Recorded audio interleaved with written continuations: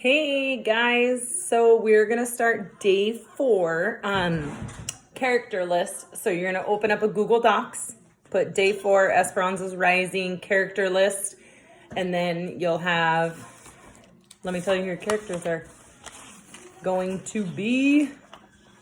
You'll have Esperanza, Papa, Mama, and Marisol. So you'll put them and put some space in between so you can add details about each one of them.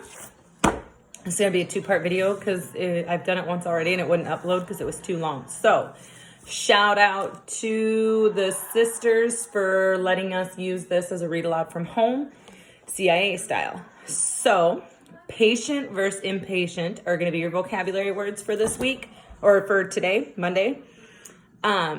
So day 4, Esperanza's Rising, patient, define it, impatient, define it. So what does it look like when someone's being patient and what does it look like when someone's being impatient? So we're going to read chapter 1 about Esperanza. She is a 6-year-old girl when her father tells her that the land is alive. He takes her out to the vineyards where they lie on the ground and listen to the heartbeat of the land. 6 years later, it's time for the grape harvest. Esperanza is so excited because it will fall on her 13th birthday. So here we go. Remember, when we read at the beginning of a book, we're totally reading for a lot of detail and information that can be given to us. So, chapter 1, 6 years later. So in the first part of the story, the author is going to introduce 2 fictional characters. We know that the main character of her story is Esperanza and that she is now 12 years old. Okay, so add Esperanza to your character list. Our reading stem, when the book said, I thought this was an important detail because this helps me understand. So you can type that sentence stem out because there's going to be a couple spots where you stop and talk about that. So here we go. Papa handed Esperanza the knife. The short blade was curved like a stitch, its fat wooden handle fitting snugly in her palm. This job was usually reserved for the eldest son of a wealthy rancher, but since Esperanza was an only child and Papa's pride and glory, she was always given the honor. Last night, she had watched Papa sharpen the knife back and forth across the stone, so she knew the tool was edged like a razor. Watch your fingers, said Papa. So when the book said that Esperanza was an only child and that she was Papa's pride and joy, I thought this was an important detail because it tells me that Esperanza is very important to her parents. It also kind of helps me understand that some of her qualities might make her come across as being a very spoiled person.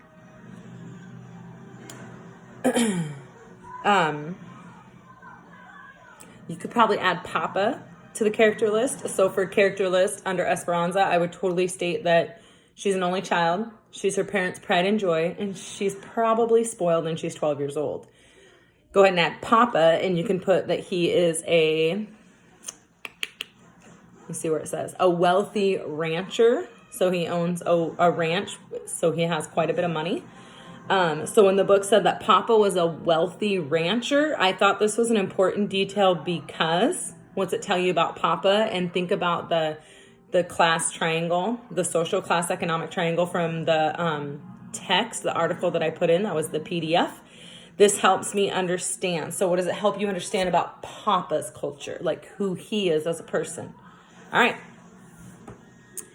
The August sun promised a dry afternoon.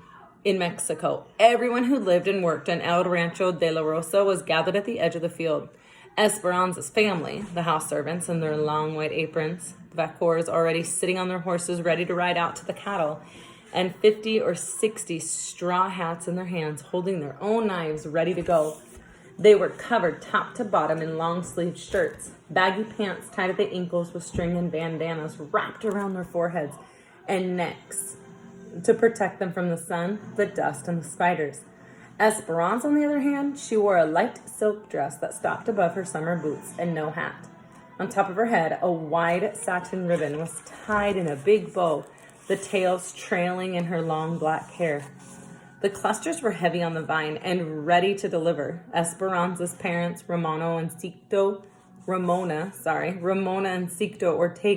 stood nearby. Mama, tall and elegant, her hair in the usual braid wreath that crowned her head, and Papa, barely taller than Mama, his graying mustache twisted up at the sides.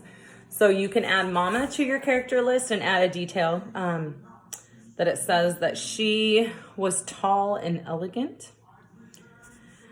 He swept his hand toward the grapevine, signaling Esperanza. When she walked towards the arbors and glanced back at her parents, they both smiled and nodded, encouraging forward. When she reached the vine, she separated the leaves and carefully grasped a thick stem. She put the knife to it, and with a quick swipe, the heavy cluster of grapes dropped into her waiting hand. Esperanza walked back to Papa and handed him the fruit. Papa kissed it and held it up for all to see. "Harvest," said Papa. "Ole, ole," a cheer echoed around them. The campesinos, the field workers, spread out over the land and began the task of reaping the fields. Esperanza stood between Mama and Papa with her arms linked in theirs and admired the activity of the workers. "Papi, this is my favorite time of year," she said, watching the brightly colored shirts of the workers slowly moving among the arbors. Wagons rattled back and forth from the fields to the big barns where the grapes would be stored until they went to the winery. Is the reason because when the picking is done, it will be someone's birthday, a time for a very big fiesta? Papa asked. Esperanza smiled. When the grapes delivered their harvest, she always turned another year. This year, she would be 13. The picking would take 3 weeks, and then, like every other year, Mama and Papa would host a fiesta for the harvest and for her birthday. Okay, I'm going to stop there. Make sure that you fill in your character list. I'm going to load this video and then do part 2 of this chapter.